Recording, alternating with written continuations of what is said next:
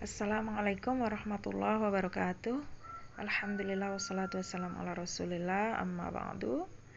Wahai muslimin, berlaku adillah karena adil itu lebih dekat kepada takwa. Apalagi kalau kita sedang mengadili atau menghakimi atau juga memberikan solusi pada suatu perselisihan rumah tangga, ya kita memang benar-benar harus berlaku adil, dan di situ juga harus tabayun benar-benar ya. Jika tidak bisa ditabayun dengan benar, tidak bisa ditemui kedua belah pihak, karena harus dalam permasalahan rumah tangga kedua belah pihak itu harus semuanya kita konfirmasi ya, ceritanya gitu dari pihak suami maupun pihak istri ya, agar keadilan bisa didapatkan dengan pasti gitu. Apalagi yang marak saat ini adalah tentang fenomena banyaknya laki-laki atau para suami yang seolah memang tidak siap untuk menjadi ayah. Contoh kasus adalah apabila seorang suami saat poligami itu lalu menjelek-jelekan istri pertama ya, padahal poligami sendiri tujuannya itu bukan balas dendam ya. Kalau memang terjadi perselisihan dalam rumah tangga itu biasa ya, karena kita tahu di dalam rumah tangga itu pasti akan ada anak ya. Nah, saat mengurus anak itu pasti banyak permasalahan yang akan dihadapi. Jadi bukan hanya seorang istri kewajibannya hanya mengurus suami itu mudah ya, kalau hanya satu saja yang diurus. Tetapi seorang istri itu multitalenta ya. Dia harus mengurus rumah, mengurus anak, mengurus suami. Jadi sangat berpikiran picik jika ada yang berkomentar bahwa misalnya seorang istri yang sudah lama berumah tangga dengan suaminya ya, berpuluh-puluh tahun misalnya, lalu dia telah memberikan anak yang banyak kepada suaminya, lalu suaminya menuduh bahwa istrinya selama ini zalim, padahal di situ ada anak yang harus diurus. Apalagi kalau kenyataannya keluarga tersebut ekonominya pas-pasan, tidak ada pembantu. Nah, itu pasti di situ banyak sekali problem yang seorang istri itu dilema ya, apakah dia harus mendahulukan mengurus suami ataukah mendahulukan mengurus anak, apalagi kalau anak masih bayi kecil-kecil, balita gitu.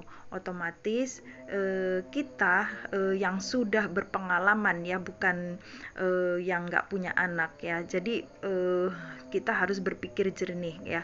Apalagi saya juga sudah berpengalaman punya anak dua ya, punya anak dua aja sudah repot, apalagi kalau misalnya sampai anak 5-6, itu Masya Allah, itu ibu yang super solihah ya, yang bisa mengurus sampai anak 5 tanpa pembantu gitu kan. Nah, janganlah seorang suami jika ingin berpoligami ya, lalu dengan alasan istri pertamanya itu yang sudah memberikan anak banyak, dituduh dengan zalim kepada suami. Padahal tujuan poligami tadi bukan untuk balas dendam ya. Dan kenyataannya memang seorang istri yang banyak anak itu sangat dilema sekali di dalam mengurus rumah tangga, apalagi kalau tanpa pembantu. Ini saya ulang 3 kali ya dalam menjelaskan. Ingat, istri itu punya kewajiban mengurus anak, jadi bukan mengurus suami saja. Jadi wahai para suami, sekarang pikirkan matang-matang ya, kalau mau menuduh seorang istri yang sudah mengkaruniai anak banyak dengan tanpa pembantu dan menuduh zalim, itu adalah suatu, justru suami yang menuduh itulah yang zalim ya, karena dia itu tidak berpikir tentang bagaimana repotnya seorang istri mengurus rumah tangga yang mengurus anak banyak itu. Jadi ini saya tekankan ya, karena banyak sekali fenomena sekarang. Silahkan kalau mau poligami, silahkan ya, kalau istrinya mengizinkan poligami silahkan, tapi jangan sampai menuduh istri seperti itu ya.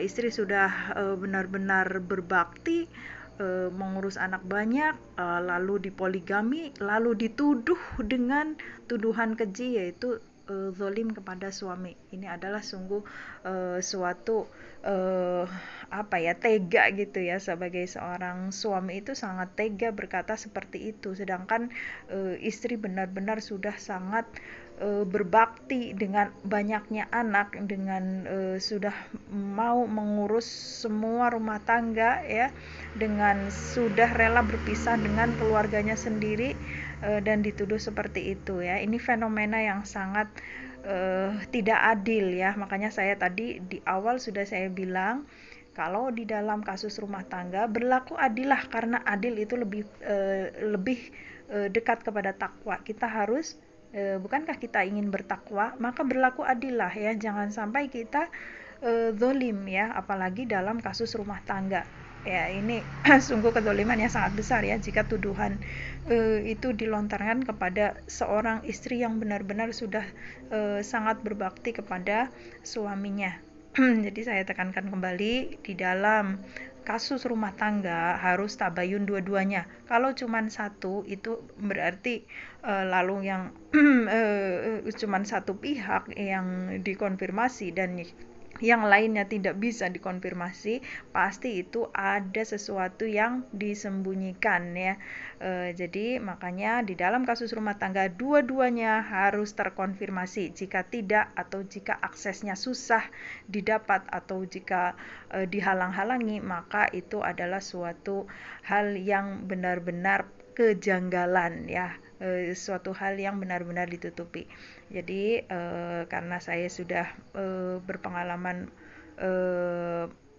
mengurus kasus-kasus rumah tangga, jadi saya sangat tahu ya mana-mana tingkat kejanggalan yang dihadapi dalam kasus rumah tangga, yang harusnya berlaku adil di situ di dalam memutuskan suatu perkara. Ya mungkin ini yang bisa saya sampaikan ya. Terakhir kali, wahai suami, berlaku adillah ya, dan jangan menzolimi istri, karena suatu kezoliman itu pasti akan dibalas di dunia sebelum di akhirat ya. Tanpa yang menzolimi itu mendoakan kejelekan pada yang menzolimi ya. Tanpa yang dizolimi itu mendoakan kejelekan pada yang menzolimi ya. Semoga kita semakin bertakwa ya. Barakallahu fikum. Assalamualaikum warahmatullahi wabarakatuh.